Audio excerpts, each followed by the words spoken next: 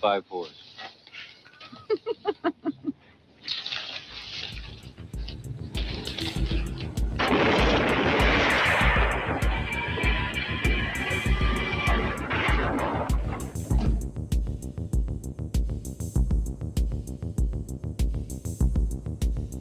Hey guys, I'm Kevin.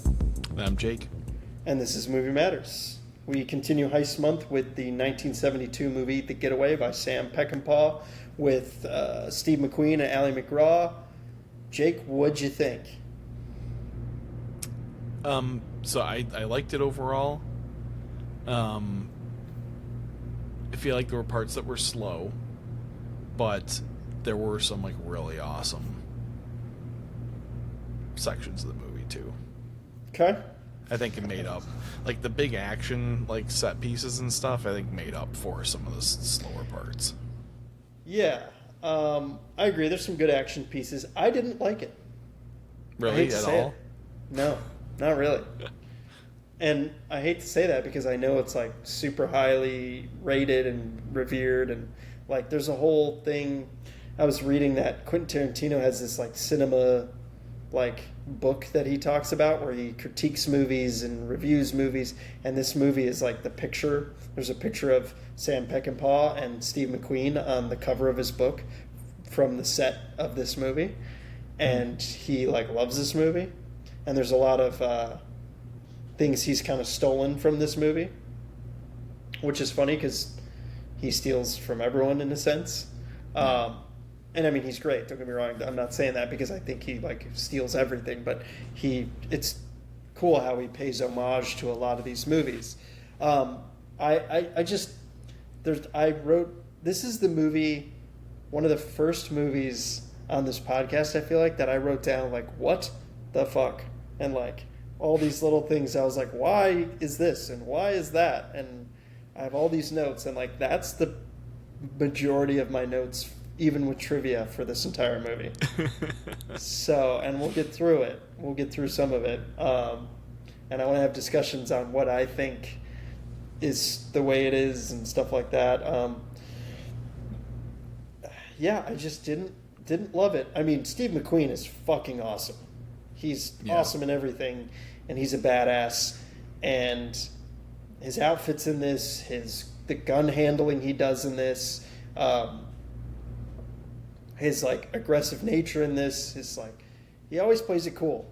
And what I read is under his contract with First Artists, Steve McQueen had final cut on the film, which is pretty interesting, and Sam Peckinpah did not.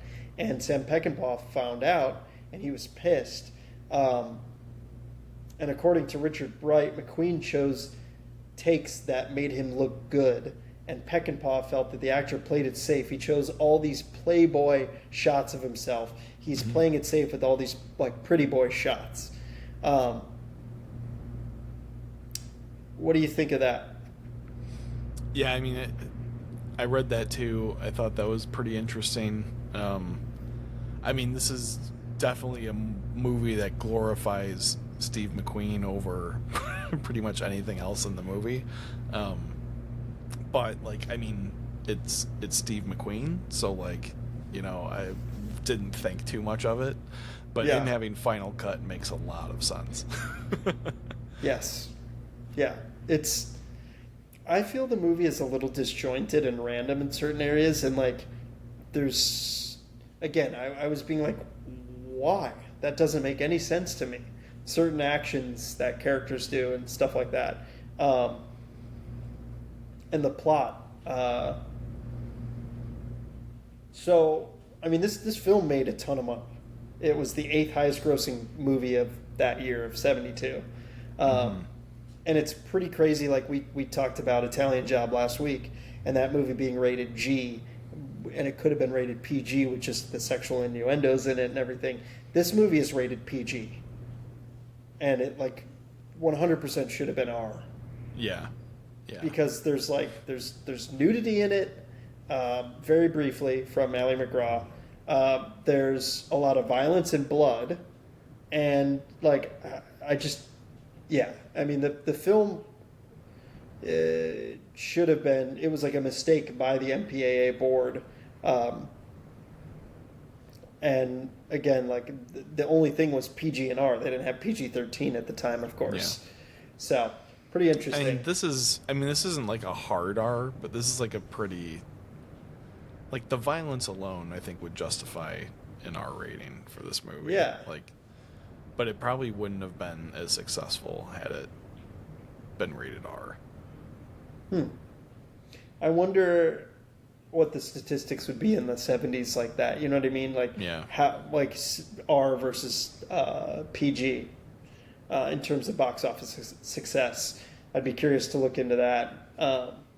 But there are some things I like about this movie. Don't get me wrong. Like the editing in the beginning, especially. I mean, I was reading some reviews on Letterboxd about this movie, and a lot of people have different takes on it and what interpretations. I think the editing specifically in the beginning is awesome, specifically with him in prison and just the crazy monotonous nature of it, and him getting fed up with it, like him working on those machines, and the constant like clicking and like clacking of those machines, and that's kind of the background soundtrack to the whole thing, which is really well done. And like again, the machine I think is a symbol of it. Like that prison's a machine. It's just this machine that you can't really get out of, and you're stuck in it. And it's again the repetitive nature of that, clacking and clicking of that machine. I think someone could write a fucking paper just on that. Yeah. And I don't know, I thought that was super cool. And I read that Sam Peckinpah shot the prison scenes in Huntsville, Texas, and at Huntsville Penitentiary, with Steve McQueen surrounded by actual convicts. Like all those background people are convicts, which would be interesting if that's the case in the shower, and all those convicts see Steve McQueen's dong, Like, I don't know. That'd be interesting. Wow, that sounds weird, but you know what I mean. It's just like actual, and adds to the realistic nature of it, and again the prison, monotony of prison nature. I liked that. I thought the editing is great. Like when he's shooting up the police car with the shotgun, like the editing in that sequence is awesome. The editing at the ending with the action sequence, awesome. But other than that, again, I just had questions and like of certain things, like somehow Doc is able to get out of prison because his friend Benyon. But how does he really get out of there? Like what is his role in the prison system? Do you know what I mean? How does he have this pull? It's never really explained to me. No, I think you're supposed to infer that like he can pull strings. Within the justice system some way or another, because he's rich. I don't know.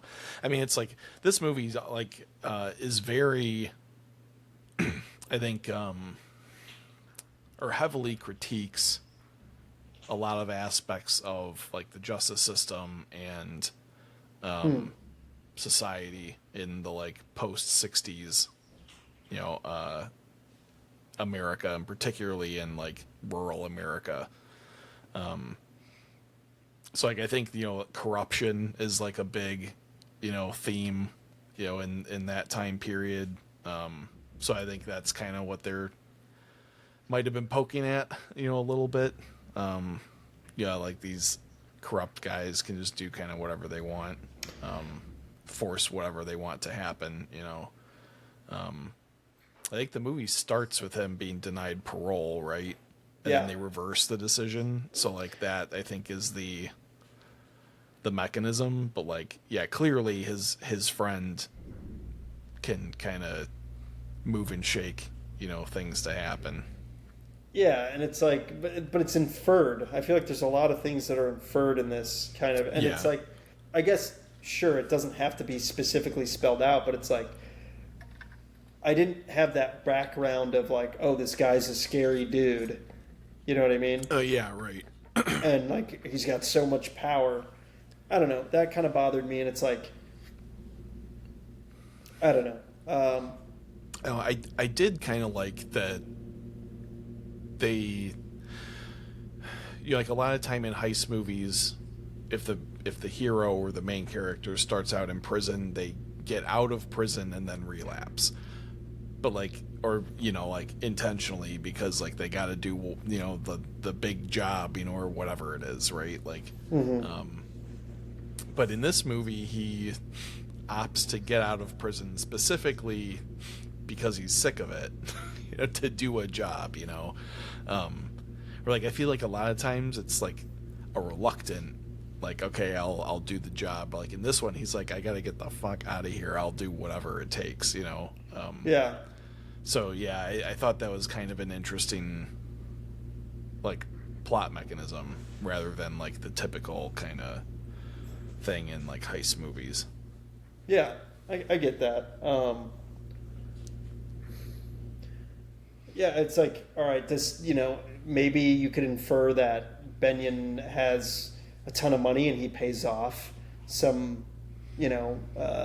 jail official and Yeah. or like someone on the board to get him to reverse the parole. And they even say it's like, oh, it was like, it's unheard of to get your parole reversed, your decision reversed. And it's like, well, now you have to do this job for me to pay me back because of that, which is like clearly the plot of the movie, but it's also like, is that why he's paying him back?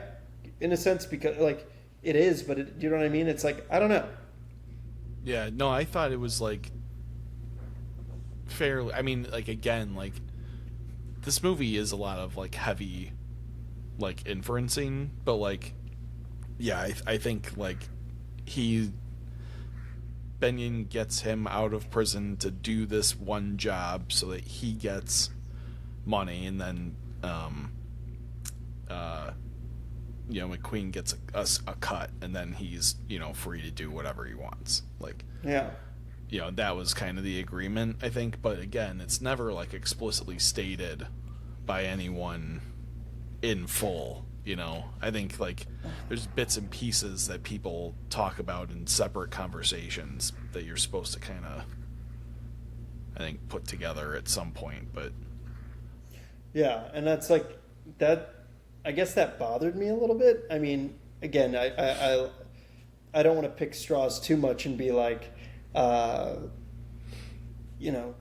don't show, but it didn't show either.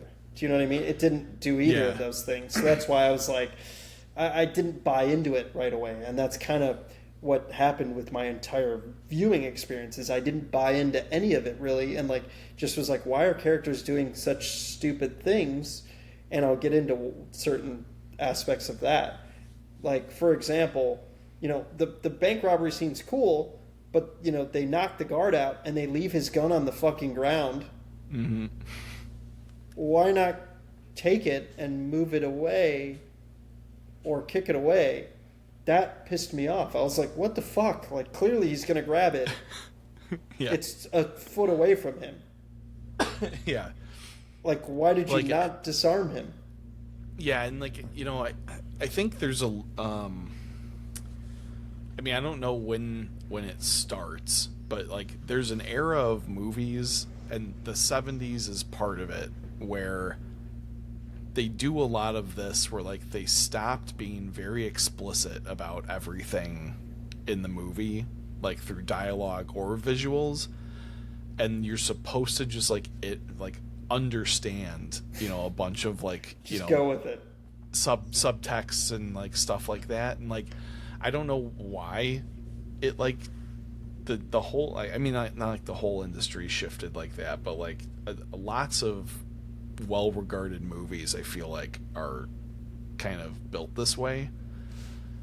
And I'm not sure what like really drove that. I don't know if it's that like school of directors, like the Peckinpahs and Coppola and like all those guys that were making these movies, that were just like pushing some like stylistic things and some narrative things. So I don't know, but for sure there's a lot in this movie that you have to kind of read between the lines on like what's going on. Yeah, I mean, I agree, and it's like I don't know if like him leaving the gun there. It's like, oh, this is what's going to cause this whole thing to spiral out of control. It's like I get that, but it's like done in such a not well written, intelligent way. Yeah, it's like the only like thing I would say to like defend it is that in the like planning scene, you kind of get the sense that McQueen's the only professional in the room, and the other guys are just kind of like thrown in, you know, as like some backup, you know. Mm-hmm. You know, as I think he even says to them, like, you guys are just like the JV squad, basically. Like, leave everything to me, you know. So like, yeah, if you take into the actual heist scene that like these guys don't really know what they're doing, then like it makes sense that they leave the gun on the floor. But okay, again, like that's only. But it's common sense, though. Like, yeah, get the no, fucking... like right, like I mean, it. Yeah, like it could be seen as like a little bit of like lazy writing to get the thing to happen that you want to happen, you know. But yeah, that's the only. That's like I have that critique was bothered me. I again, that's why I'm asking these questions, because I want to hear if you have like, you know, devil's advocate or your opposition to it. It's like, sure, I get it, but also again, it just seems stupid and dumb. Oh yeah, to me. And then like when he shoots the cop or the security guard, he like takes off his mask. Like, what the fuck are you doing? And then Rudy is like, oh, it's like we got to get out of here, and he takes his mask off before he even leaves the fucking bank. Like, why? This is the question I kept asking the entire movie. It's like, I don't know. That bothered me. And then, of course, you get Rudy killing Frank, the other bank robber. Like, I knew that was going to happen, and he ditches him. That scene's kind of cool, though. Yeah. And because you know it's going to, you know, it's that typical kind of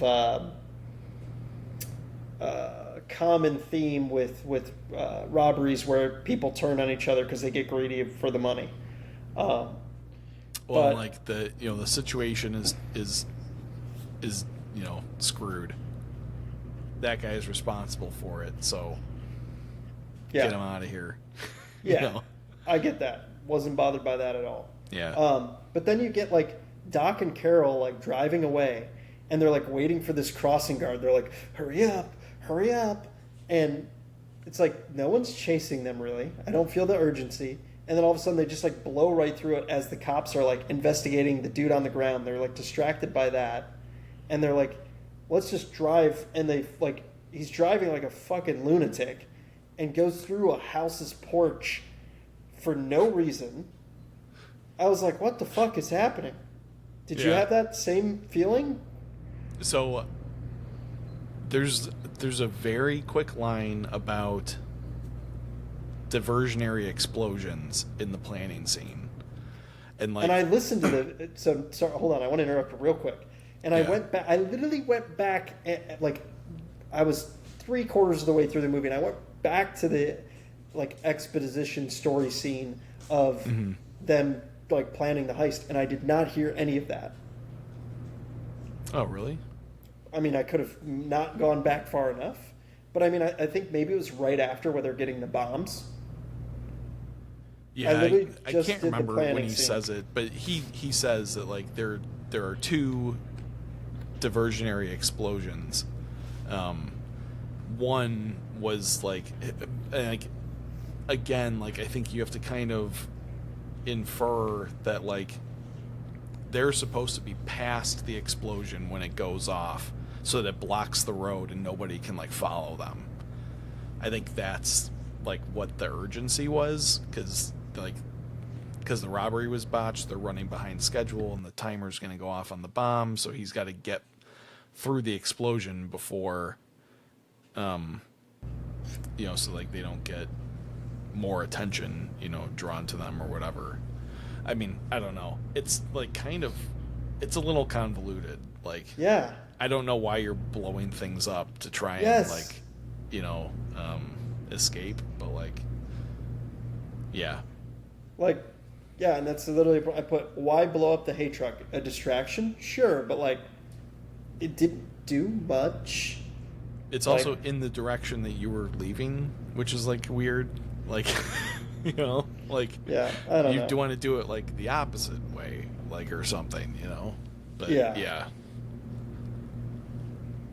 yeah.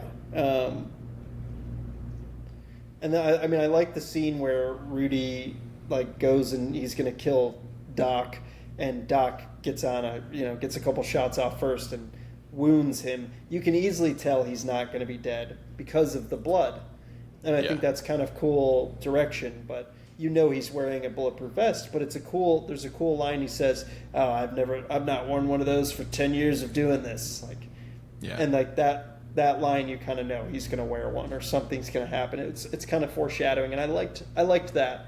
But then he like after he shoots him, he like shoots right by his head and misses, and then shoots him in the shoulder and is like, cool, that's good enough. All right, I'm gonna go. Again, it's just like, why? Like, I don't know. It bothered me, yeah, some of this stuff, some of these actions. And then you find out Carol had sex with Benyon, to get like out of jail, which it's not really specifically said she like sleeps with him, but it's like heavily implied, and through dialogue it's like yeah, basically confirmed. And but like when he first finds out, it's not specifically said like, oh, you slept with him. Like, he doesn't deliberately say it. They kind of dance around that, and it kind of bothered me. I don't know, did you feel that way? yeah. Yeah, that part was strange to me because he sends her to Benyon to be like, I'm ready to take whatever, job you want. Yeah. And like, I thought it was like implied that was like part of the deal, like up until that point where he like gets upset that she slept with him, which like clearly was not her choice, like, so like, I don't know. Yeah, it's like I don't know. I feel like there's a weird relationship drama that's like shoehorned into this movie that like doesn't need to be there. I mean, I get that it like adds some like tension, at different points of the movie, but like, I don't know. I just feel like it wasn't 100% necessary. Yeah, agreed. I mean, I like their dynamic. I think their chemistry's good, but it's like they're wishy-washy the whole time. And Yeah. like, him getting out of prison, he's like, I'm nervous. And like, I don't know, there's just like weird things that happen. And it's just like, then she even makes jokes about it. She's like, oh yeah, I'd sleep with all the prison guards basically if I had to get you out. Like, you'd do the same for me, right? It's like, I don't know if I buy that. I don't know. Yeah. Then this whole side plot of Rudy, who's injured, going to this veterinarian's house, which I didn't even catch that it was a veterinarian. I looked it up, and like he like tries to get help, and then just cucks the dude's, with his wife. Yeah. Like, just starts banging the dude's wife, and it's like, what? Why? Yeah. Like, that made no sense to me. It's just this, I don't know, he just like,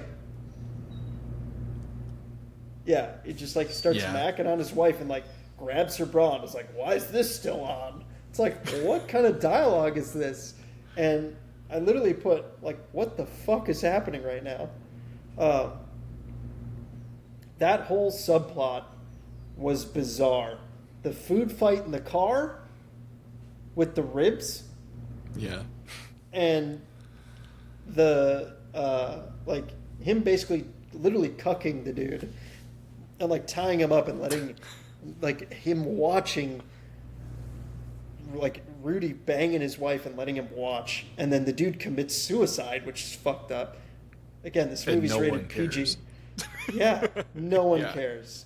And like, did no one hear him Yeah. in the bathroom? I don't think that subplot adds anything to the movie either. Like, besides like confirming that the guy's like a psycho, but like we already knew that. That, you know, like like, you know, blowing away as one of his partners in the heist was like confirmation enough, you know? Like, I think it Yeah. would have been fine to have him go on a solo road trip to try and catch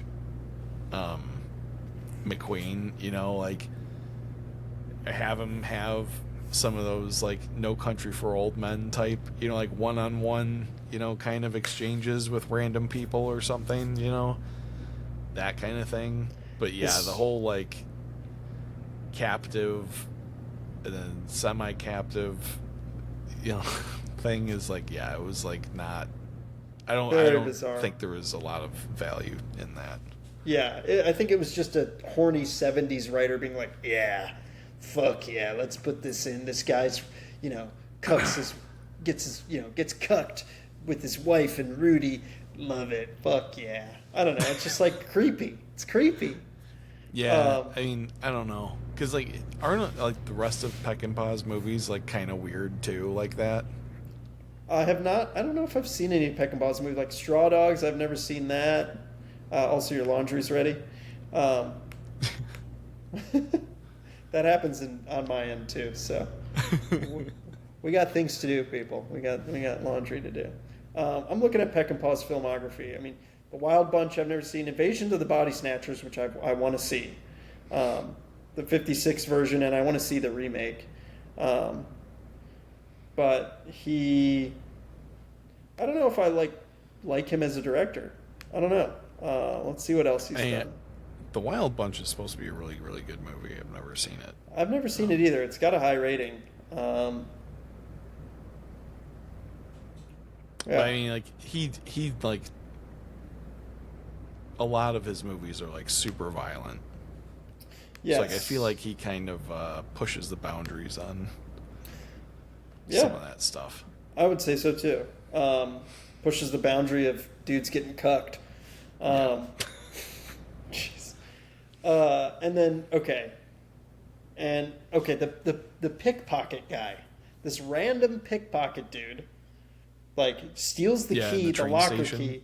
Like, why did they even put the money in the locker in the first place when she was holding it onto it the whole time, basically?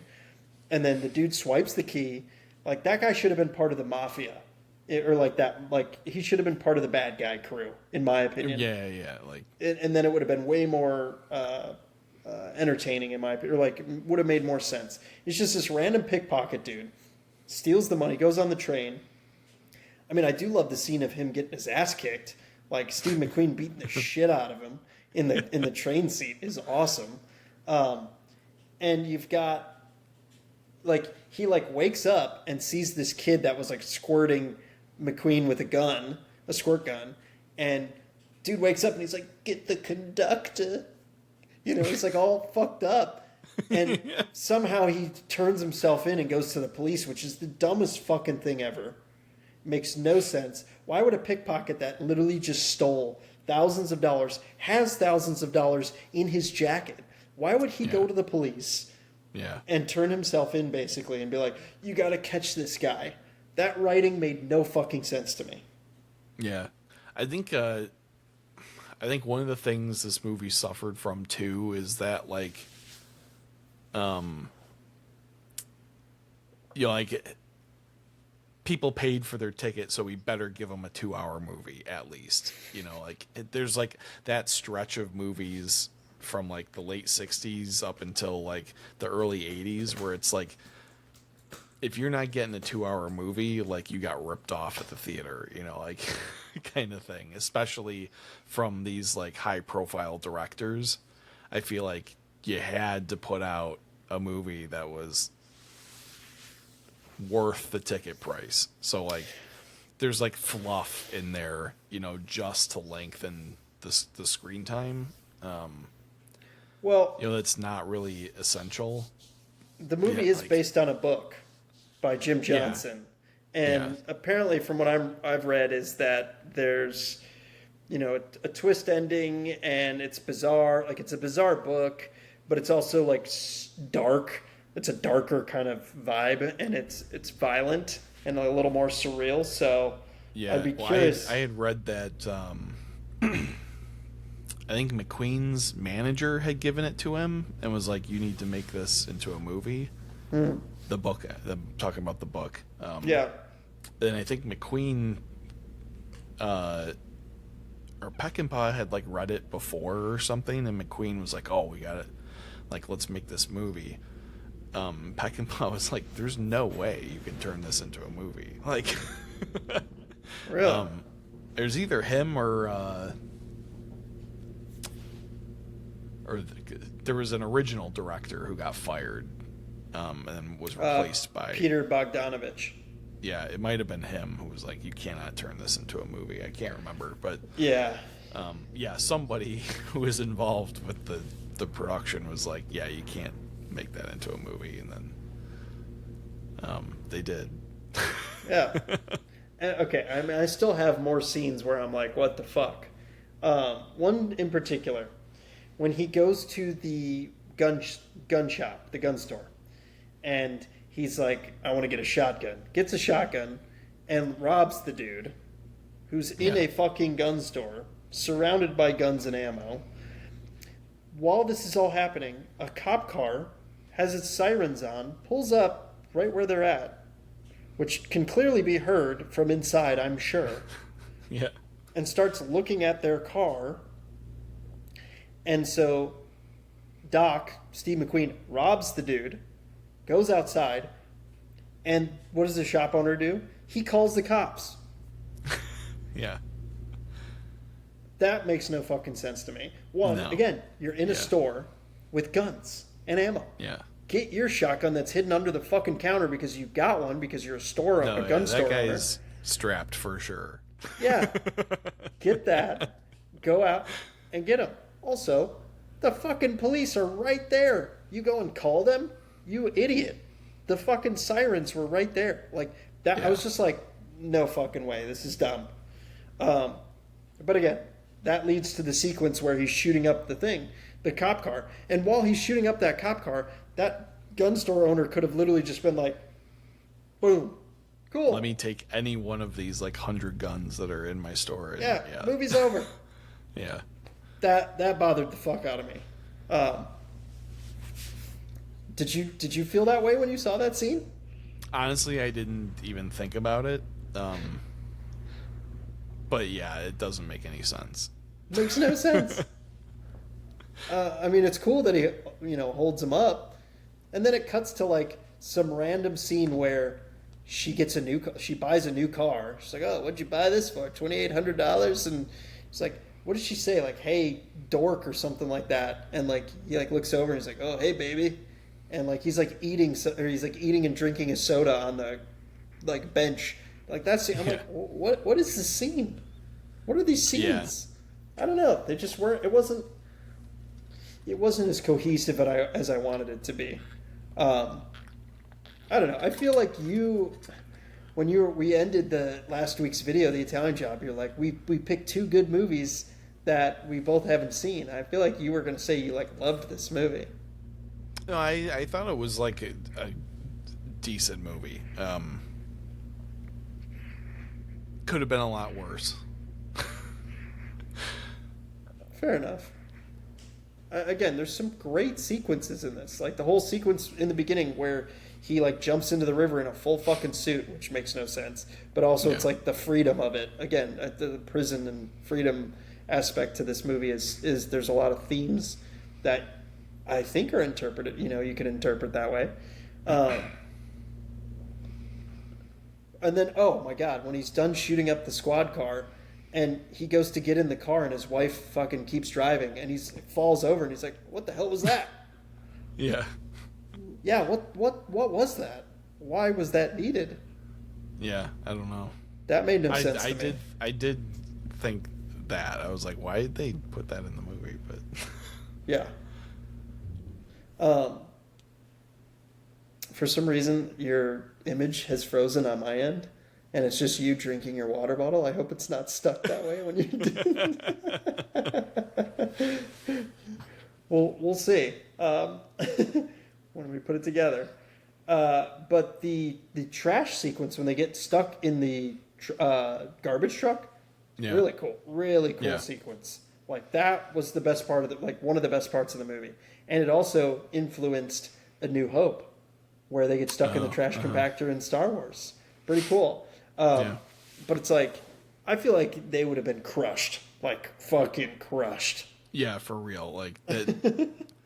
Like garbage trucks like smash everything because it has to make room for all the other garbage that's coming. So yeah. They would have been pancakes. Swiss cheese. Yeah, Swiss cheese.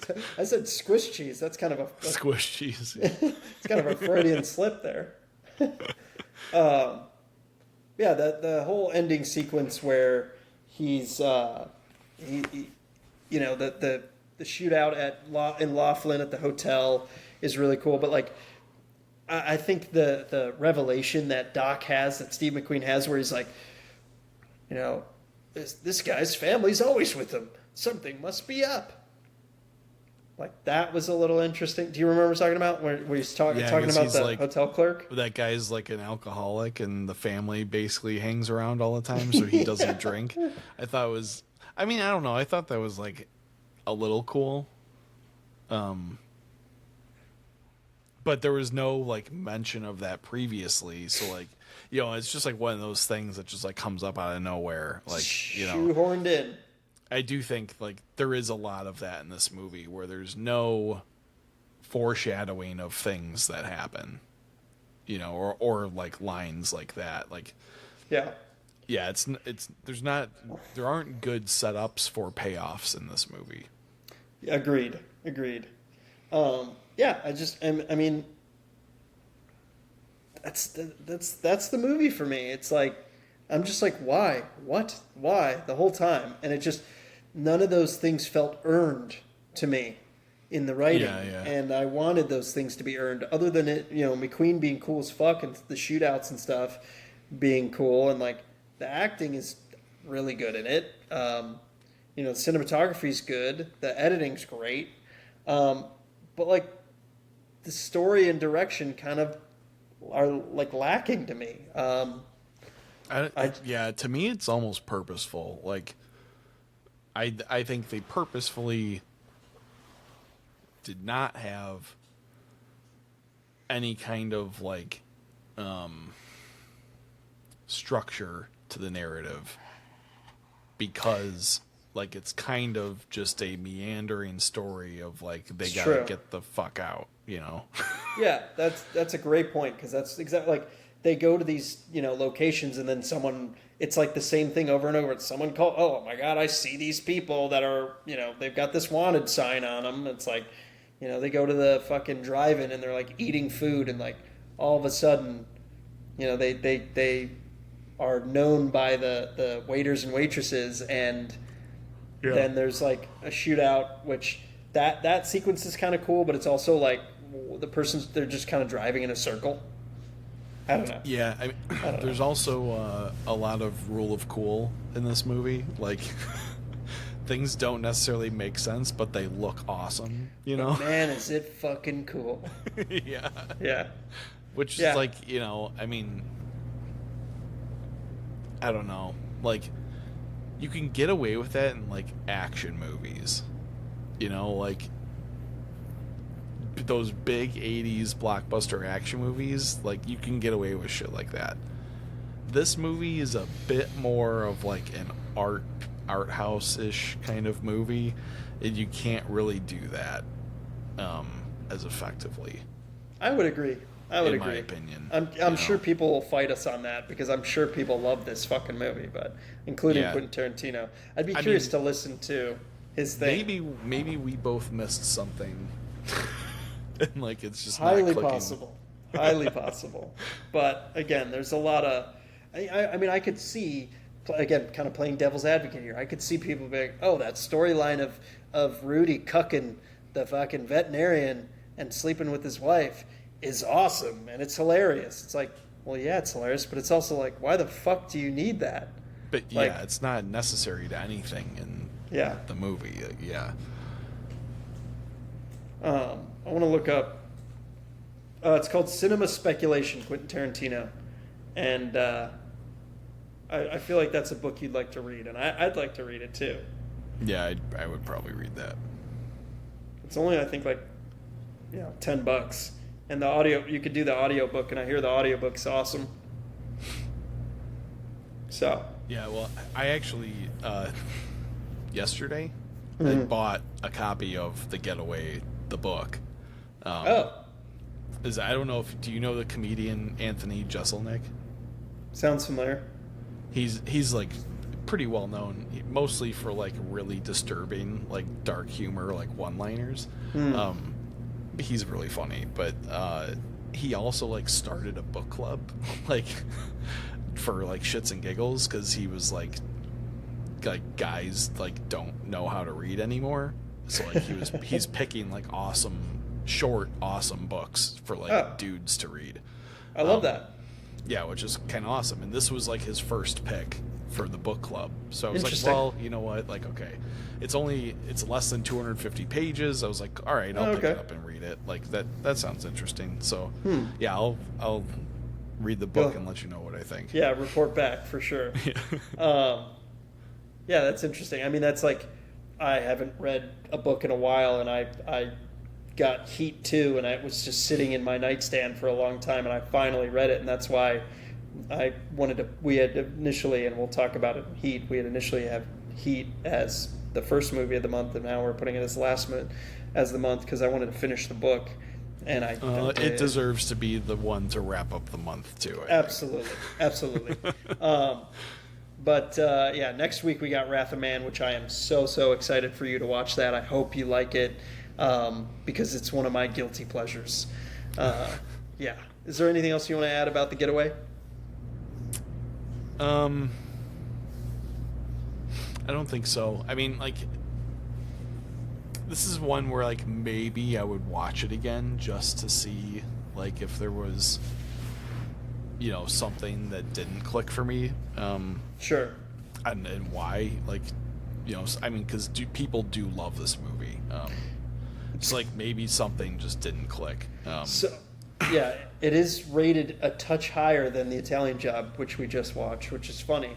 Both kind of have a similar vibe too, ish, which is really funny because it's like you've got this high-powered prison coordinator in both of them, and yeah, you've got chase sequences, and and but completely different movies.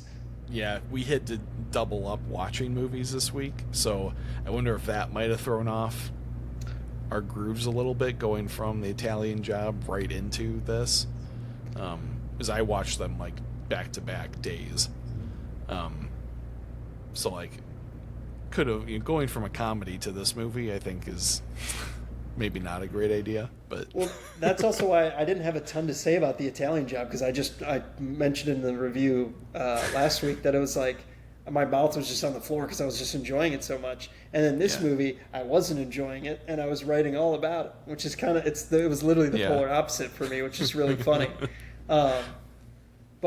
And I think if I rewatched it, I'd still have the same opinion. I'm curious, like, I'm sure the remake fucking sucks with Alec Baldwin and Kim Basinger, but I'd be curious to watch it. And it's funny that, and you even mentioned it, there's like a couple synchronicities to this in Italian Job where they're both scored by the same guy, Quincy Jones, and they both have remakes. And yeah, I'd be curious to see if this remake with Alec Baldwin is any good. Let's just see. IMDb 5.9 out of 10.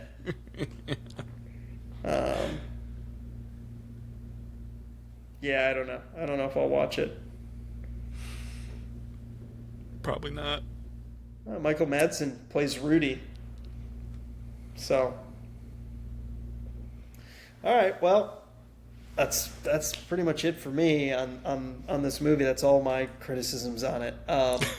But I'm excited for Wrath of Man next week with Jason Statham, Guy Ritchie film. I'm a huge Guy Ritchie fan, and you've never seen it, Jake. I'm stoked for you to watch it. Stoked, and I've seen this movie When we do the review next week, I'm going to go through my Letterboxd watched, how many times I've watched it, because I'm sure it's quite a bit. It might be my most rated movie on Letterboxd after we watch it next week. You know, I'm sure. you've been trying to get me to watch this movie for a long time. So so it's like my go-to where like, I'm it's surprised been streaming. we never like watched it together. Well, it's but I feel 2021 is when it came out. Well, I mean, I've come and visited. I thought it was older than that. Maybe, yeah. I'm thinking of something else then. But yeah, I mean, if it's that new, then no, we would not have watched it together. Yeah. All right. Well, stay tuned to next week to hear our thoughts on that movie, or at least specifically Jake's and mine, and why I love that movie so much. But hopefully you guys enjoyed this review. I mean, this movie I didn't love. And I'm sorry if you love it. It's just my opinion on it. And tell us maybe if there's something that we don't understand. Yeah, or your interpretation. Like I said, Letterboxd has a lot of interesting reviews, and it's pretty high rated on there. And maybe, what do you think of my criticisms of it? Like, do you like go back and rewatch it and tell me what you think? So, all right. Well, we'll catch you next week. Have a good one, guys. See ya.